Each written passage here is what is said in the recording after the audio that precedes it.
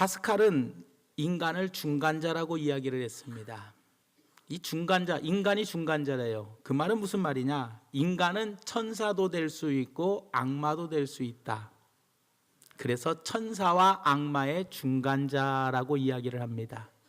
그리고 착한 사람도 될 수 있고 그리고 악한 사람도 될 수 있다. 그래서 선과 악의 중간자다라고 이야기를 했습니다. 이 말의 의미가 바로 뭡니까? 인간은 마음에 따라 달라진다는 거예요.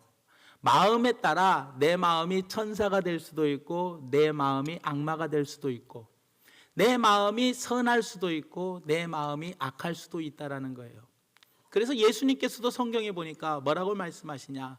내 마음에 선한 것을 쌓으면 선한 말을 하게 되고 악한 것을 쌓으면 악한 말을 하게 된다. 그렇기 때문에 네 하는 말이 심판을 받는다라고 이야기를 합니다. 그러면서 요한복음 5장 29절에 뭐라고 말합니까? 선한 일을 행한 자는 생명의 부활로 악한 일을 행한 자는 심판의 부활로 나온다라고 이야기를 합니다. 그러니까 우리의 마음이 무엇보다도 중요하다고 이야기를 합니다. 그런데 여러분들, 왜 은혜 받은 사람들이 서로 다투고 미워하냐는 거예요. 예수 믿는 사람이 갈등하고 분쟁이 일어나고 별것도 아닌 사소한 일에 서운해하고 상처를 받는 이유가 무엇이냐는 거예요. 왜 우리가 서로 시험이 들고 상처를 받습니까? 그 이유는 간단합니다. 내 마음이 넓지 못해서 그래요.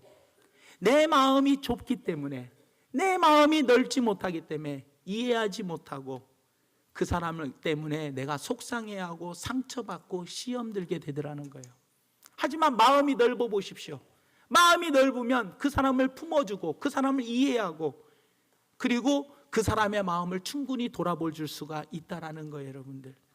그렇기 때문에 아무리 우리가 은혜를 받아도 우리 자신의 마음을 넓히지 못하면 그건 신앙생활에 큰 어려움이 생기더라는 거예요.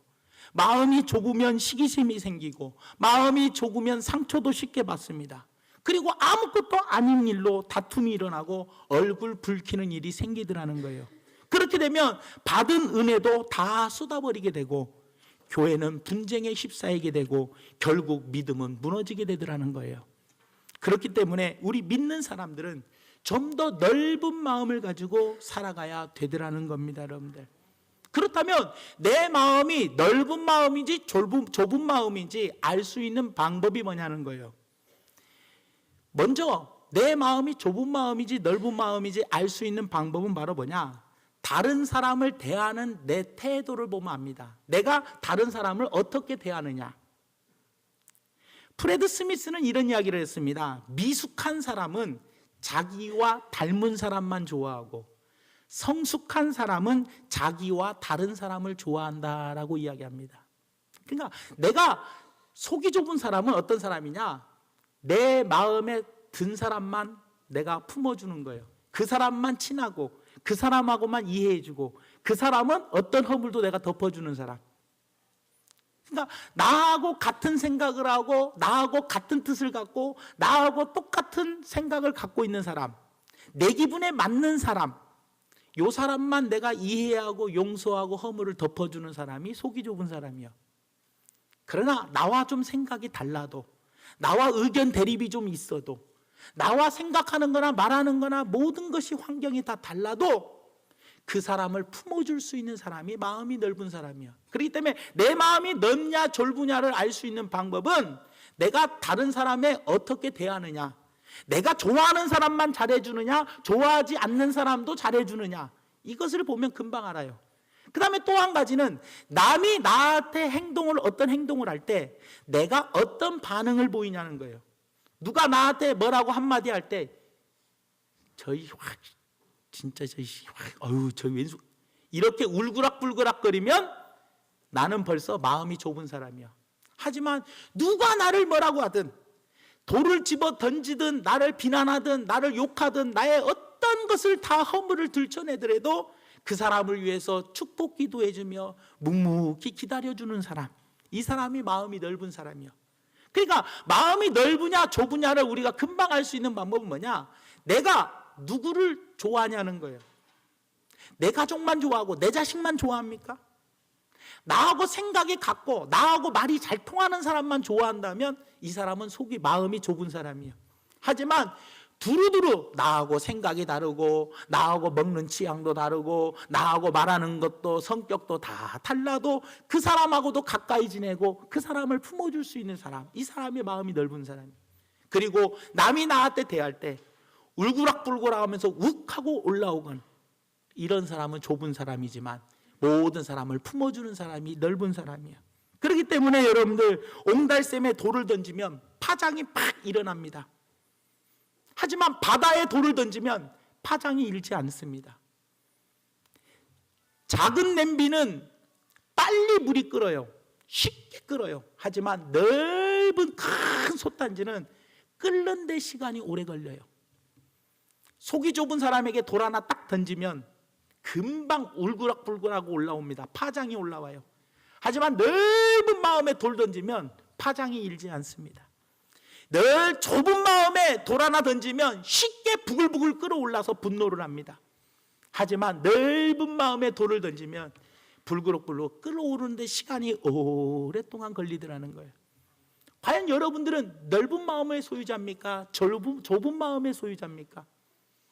내가 신앙생활하는데 좁은 마음의 신앙생활을 하고 있다면 나는 반드시 오늘 본문 말씀을 통해서 넓은 마음을 소유하여야 돼야 한다는 거예요. 그렇기 때문에 오늘 본문 말씀을 통해서 우리 모두가 다 좁은 마음이라면 넓은 마음의 소유자들이 되어주시기를 예수님의 이름으로 부탁을 드립니다. 왜냐하면 우리 마음이 좁으면 형제와 서로 화목할 수가 없습니다. 하나님은 우리에게 화목케 하는 직책을 주셨는데 형제와 왜 화목하지 못하느냐? 넓은 마음을 가져야 이웃을 사랑할 수 있고 이웃을 용서할 수 있고 이웃의 허물을 덮어줄 수 있고 내가 넓은 마음을 가져야 나를 박해하는 자를 위해서 축복해 줄 수 있어요. 그런데 내가 좁은 마음을 갖고 있으면 이해를 할 수 없어요. 허물을 덮어줄 수 없어요. 용서할 수 없어요. 나를 박해하는 자를 위해서 축복해 줄 수 없어요. 그러면 어떤 일이 벌어지느냐? 하나님께 드리는 내 예배를 하나님이 안 받으셔요.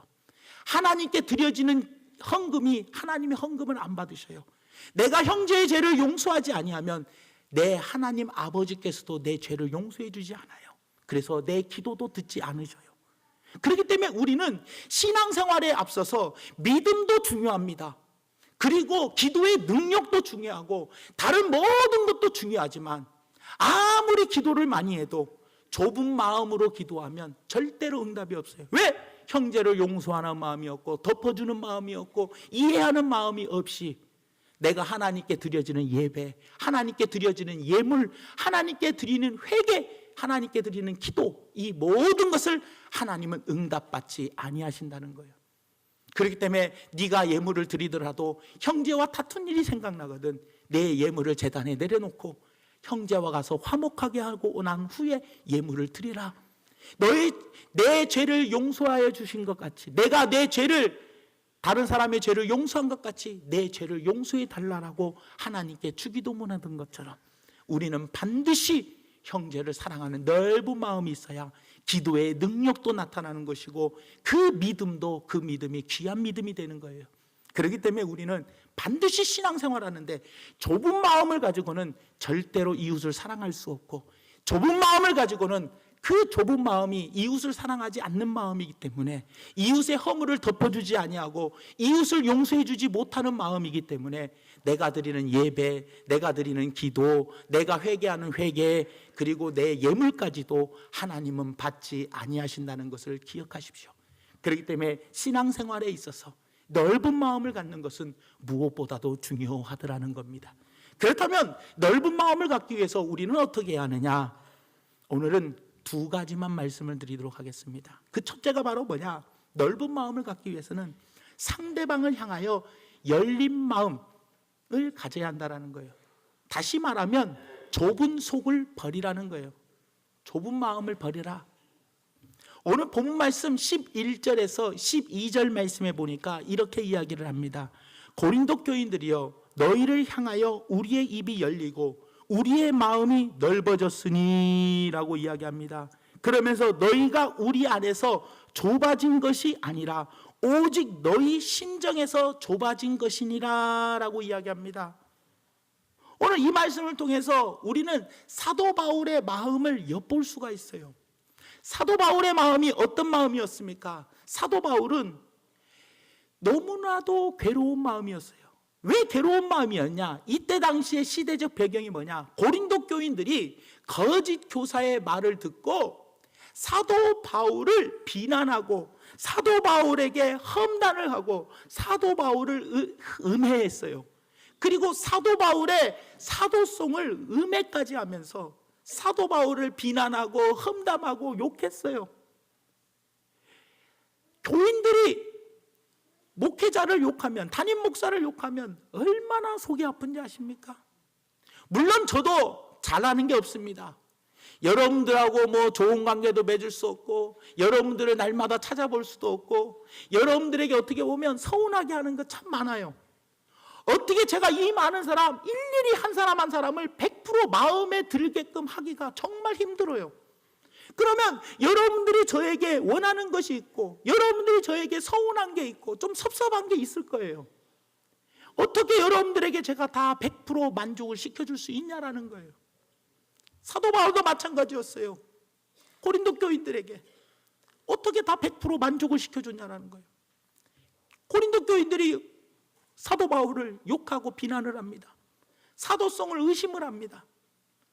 그럴 때 사도 바울의 태도가 뭐냐? 마음을 넓게 가지고 그들을 이해해 주었다는 거예요. 고린도 교인들을 이해하고 그들을 어떻게 해요? 품어 주었다는 거예요. 그러면서 고린도 교인들에게 이야기합니다. 내가 속이 좁은 것이 아니라 너희가 속이 좁은 거다. 너희 마음의 속이 좁으니 제발 너희들의 마음을 넓혀가지고 나를 이해해 주라 라고 이야기를 하는 겁니다. 사랑하는 성도 여러분들, 마찬가지입니다. 저도 여러분들에게 100% 완벽한 목사가 될 수 없습니다. 어떻게 보면 여러분들을 제대로 잘 돌보지 못해서 저에게 서운하고 또 여러 가지 속상한 마음도 있을 수 있습니다. 하지만 여러분들, 오늘 사도 바울의 말을 기억하십시오. 저 여러분들을 사랑하고 품어주려고 저도 노력합니다. 하지만 여러분들도 마음을 좀 넓히셔서 저를 품어주고 또 옆에 있는 이웃들, 옆에 있는 형제들을, 자매들을 여러분들이 품어줄 수 있는 사람이 되어야 한다는 거예요. 내가 품지 못하는 이유는 상대방이 속이 좁아서 품지 못하는 것이 아니라 사도 바울의 마음은 내 마음이 속이 좁기 때문에 품지 못한다라고 이야기를 하는 겁니다. 왜 우리가 상대방을 이해 못합니까? 왜 우리가 상대방을 정죄합니까? 왜 우리가 상대방을 판단하고 상대방을 욕합니까? 그거는 상대방이 속이 좁은 것이 아니라 내가 속이 좁기 때문에 상대방을 이해 못하고 품어주지 못하더라는 거예요, 여러분들. 그렇기 때문에 사도 바울은 우리에게 분명하게 고백합니다. 너희들 마음을 좀 넓혀라. 너희들의 마음을 넓혀서 나를 좀 이해해 줘라 라고 이야기하고 있다라는 거예요, 여러분들. 사랑하는 성도 여러분, 상대방의 마음이 닫혀져 있고 대화가 불가능한 경우가 있습니다. 상대방이 나를 비난하고 나를 욕하고 나를 힘들게 할 때도 있습니다. 하지만 첫째로 우리는 그 사람을 품어줄 수 있는 넓은 마음을 넓히십시오. 그리고 여러분들도 상대방을 품을 수 있는 넓은 마음을 넓히셔야 돼요. 저는 그래서 이 넓은 마음을 넓히기 위해서 한 가지 생각하는 것이 바로 뭐냐? 여러분들에게 3번이나 말씀드렸어요. 그게 바로 뭐냐? 공사 중이라는 말을 꼭 생각을 하는 거예요. 공사 중. 예전에 이 경방로 골목으로 제가 차를 운전하고 가는데 아니 공사 중 하고 있는 거예요. 근데 요 앞에다가 좀 공사 중 편말을 이렇게 좀 붙여놓으면 얼마나 좋습니까? 그런데 여기까지 들어와가지고 공사 중이라고 해서 다시 후진으로 나갔어요. 그때 제가 생각한 게 뭐냐? 화가 안 나는 거예요. 왜냐? 공사 중이기 때문에 당연히 돌아가야 돼. 공사 중이 아니고 차가 막혔으면 상대방의 차를 앞에다 딱 가로막고 어디 자리를 비웠으면 화가 날 거예요. 하지만 공사 중이기 때문에 어쩔 수 없이 차는 돌아가야 돼요. 화가 안 나는 거예요. 왜? 공사 중이기 때문에. 그러면 제가 이때 느낀 게 뭐냐? 입장을 한번 싹 바꿔놓고 생각하자고요. 인간이 다 완벽합니까? 여러분들이 다 완벽합니까? 우리는 절대로 완벽한 사람 한 명도 없습니다. 그러면 우리는 공사 중이에요? 완벽히 공사가 끝난 사람이에요? 우리는 공사가 완벽하게 끝난 사람이 아니라 아직도 공사 중에 있는 사람이에요. 언제까지? 주님 오시는 그날까지 내가 장성한 분량의 믿음이 자라도록, 장성한 분량에 이르기까지 내 믿음이 자라도록 날마다 우리는 공사를 해 나가야 한다는 거예요. 그래서 어떤 사람에게는 성격 급한 게 공사 중이요, 어떤 사람은 목소리가 큰 게 공사 중이요, 어떤 사람은 따다다다다다다 하고 이게 공사 중인 사람이 있어. 그래갖고 맨날 잔소리해. 이게 공사 중인 사람도 있어. 어떤 사람은 말을 안 해. 원래 답답한 그것이 공사 중인 사람도 있어. 한 번 삐치면 말을 안 해가지고 내가 속 터지게끔 만드는 공사 중인 사람이 있어. 사람은요 다 공사 중이요. 여러분들 우리 중에 100% 마음에 든 사람 한 명도 없어요. 다 내 마음에 다 드는 게 아니에요. 각각 이 사람은 요거만 공사가 끝나면 좋을 것 같다는 사람, 이 사람은 요거만 바뀌면 진짜 좋을 것 같다. 나름대로 사람마다 다 그런 게 있는 거예요. 여러분들이 사랑하는 남편, 여러분들이 사랑하는 아내에게도 공사할 부분이 꼭 있다라는 거예요. 그렇기 때문에 그것을 바라보며 우리가 그 사람을 품어줄 수 있는 것은 그 사람, 저 사람은 저게 공사 중이구나, 저 사람은 저게 공사 중이구나. 남 이야기 잘하는 사람이 있어. 원망불평 잘하는 사람이 있어. 한숨 잘 쉬는 사람이 있어. 그런 사람을 바라볼 때마다 에이구 저러면 안 되는데 이러지 마시고, 저 사람은 한숨 쉬는 게 공사 중이구나. 말끝마다 욕하는 사람은 저 사람은 욕하는 게 공사 중이구나. 성격 급하는 사람은 저 사람은 성격 급한 게 공사 중이구나. 나름대로 그 사람이 저것이 공사 중이구나 하고 하나님께 저 공사가 빨리 끝나게 해달라고 기도해 주어야 한다는 거예요. 그러면 우리의 마음을 쉽게 넓힐 수 있어요. 이거는 제가 지금 스스로가 사용하고 있는 방법이요.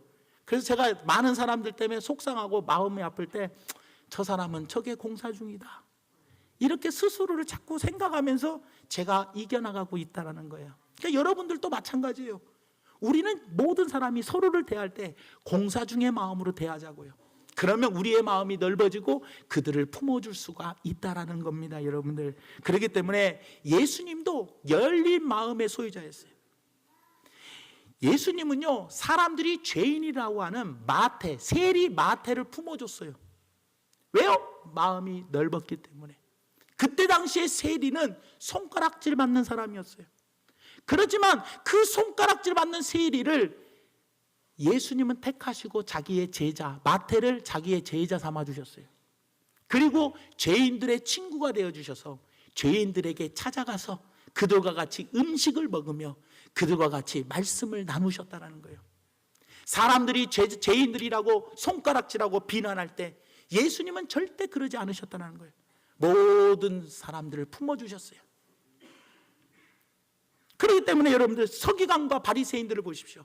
서기관들과 바리새인들이 왜 속이 좁은 사람들입니까? 그들의 마음이 왜 병든 자들입니까? 그들은 조상으로부터 물려받은 율법과 그리고 자기들이 만든 유전, 이것을 하나님의 말씀으로 지키며 자신들만이 구원받은 존재인 줄을 착각했어요. 우리만 구원받았다. 그리고 죄인들에 대해서는 전혀 불쌍한 마음을 갖지 않았어요. 하나님, 저 죄인들도 구원하여 주세요. 죄인들을 위하여 눈물 흘리며 그 죄인들을 향한 국률한 마음이 없었어요. 우리만 택함 받았고 우리만 구원받는다, 이렇게 생각하고 죄인들은 우습게 여겼다는 거예요.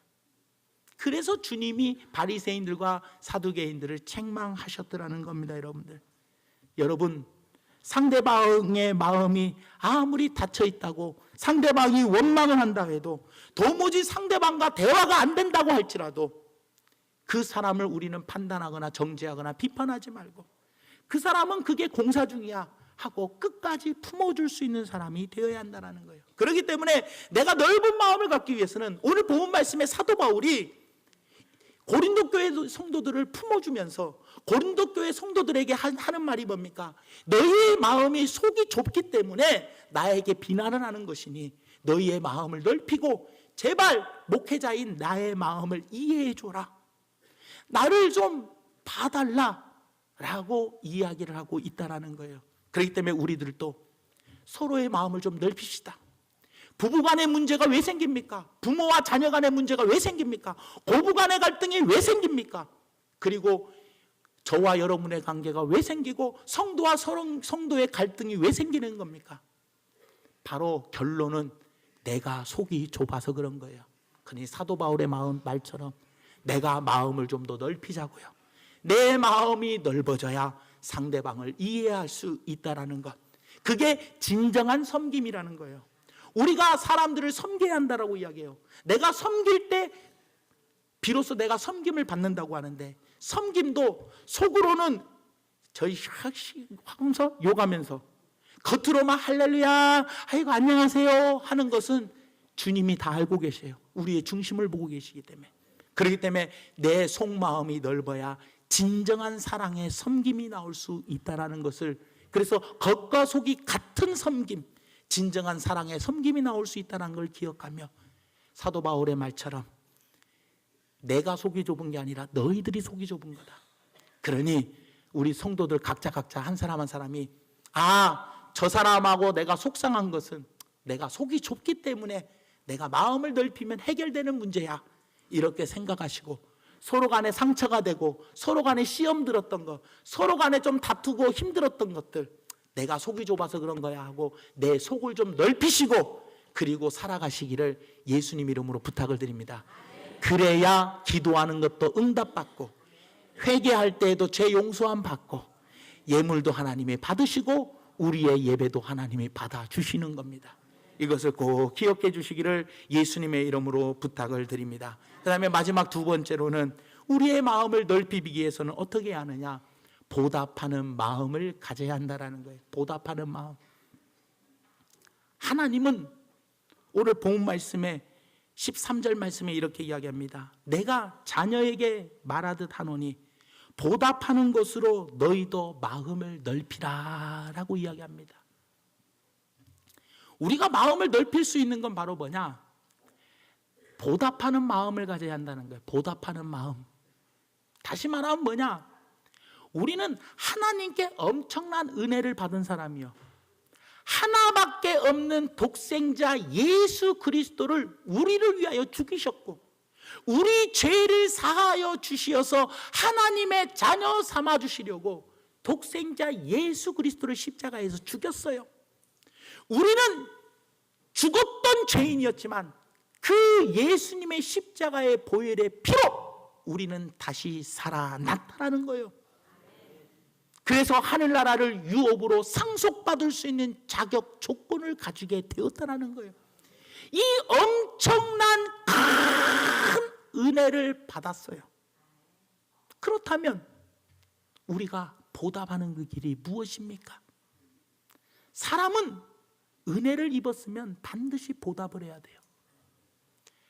우리는 하루에도 몇 번씩 하나님께 회개를 합니다.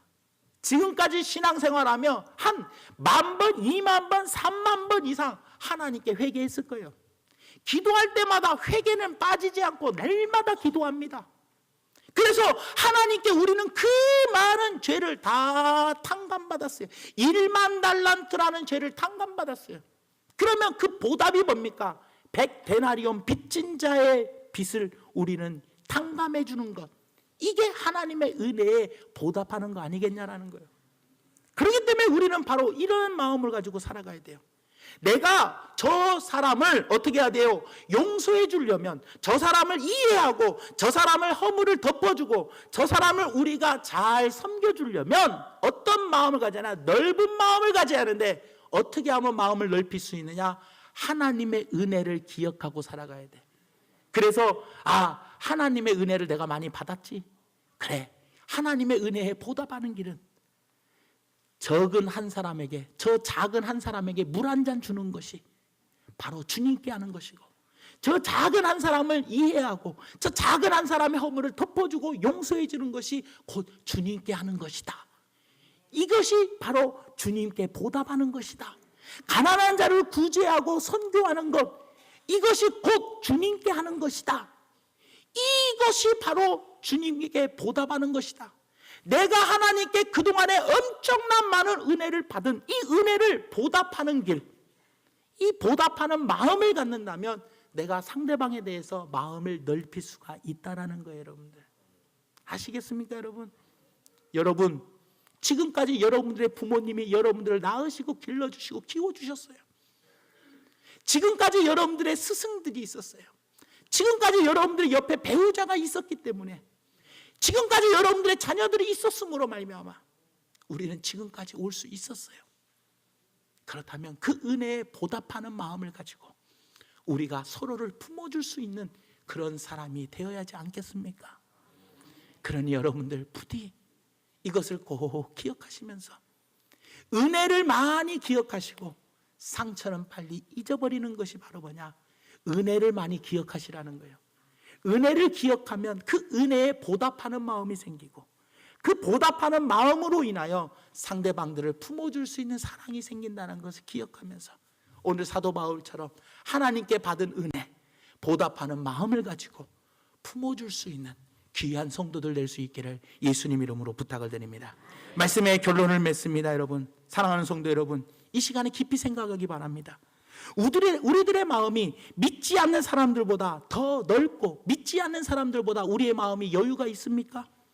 믿지 않는 사람들보다 우리의 마음이 더 후덕하고 믿지 않는 사람들보다 우리의 마음이 더 이해심이 더 많다고 생각하십니까? 우리가 이 믿지 않는 사람들보다 더 많이 감사하고 더 많이 사랑한다고 생각하십니까? 물론 그렇게 되어야 하지만 실제로 그렇지 못할 경우가 너무나도 많습니다. 답답할 정도로 마음이 너무 좁고 생각이 구부러져 있는 사람들이 많다라는 거예요. 이해심도 부족하고 양보심도 부족한 사람이 우리 주변에 너무나도 많이 있습니다. 그리스도인에게는 믿음도 중요하고 기도의 능력도 중요합니다. 그러나 이런 것이 아무리 좋다고 해도 좁은 마음을 가지고는 신앙생활을 할 수 없습니다. 넓은 마음을 가지고야 신앙생활을 제대로 할 수 있다는 거예요. 그래야 하나님이 우리의 예배를 받으시고 우리의 예물도 받으시고 우리의 기도도 받으시고 우리의 죄도 용서해 주신다는 것을 기억하며 마음을 넓히십시오. 그러기 위해서는 상대방의 마음에 열린 마음을 가지고 내 좁은 마음을 버리십시오. 항상 남을 이해 못하는 것은 내가 좁기 때문에, 내 믿음이 크면 마음도 그만큼 넓어져서 품어줄 수 있는 마음이 그만큼 많아지는 거예요. 그리고 또 하나는 하나님의 은혜를 많이 받았으니 그 하나님의 은혜에 보답하는 생각을 함으로 마음을 넓히시기 바랍니다. 그래서 우리 교회는 서로가 서로를 품어주고 이해하고 그리고 서로 존경하며 서로 섬겨주는 아름다운 사랑이 넘치는 교회가 되어서 세상의 빛과 소금의 역할을 감당할 수 있는 우리 지각변동이 일어나는 아름다운 교회와 성도와 그의 가정이 되기를 예수님의 이름으로 축원을 드립니다.